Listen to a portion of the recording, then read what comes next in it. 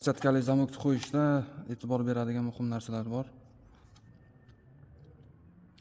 Birinchi o'chirtda qo'yilganda mana bu shteker mana shu anodan kelinadi, ichidan kelinadi, mana buyoqqa tiqiladi.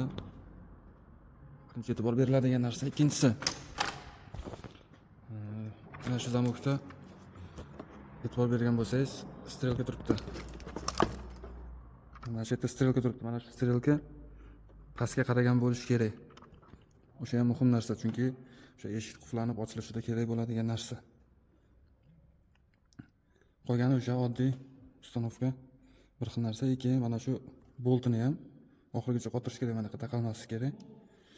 Bo'ldi, qolgan narsa o'sha faqat shu отпечаткалida e'tibor beriladigan narsa mana shu strelkacha pastga qaragan bo'lishi kerak. Endi mana shu imенно mana shu zamokda shunday. Qolgan zamoklarni bilmadim. Mana shu zamokda shunday pastga qaragan bo'lishi kerak. Keyin ana shtekir o'tyapti teshikdan, eng tepadagi teshikdan. Bu yoqqa o'tgandan so'ng uni nari tarafiga ulanadi.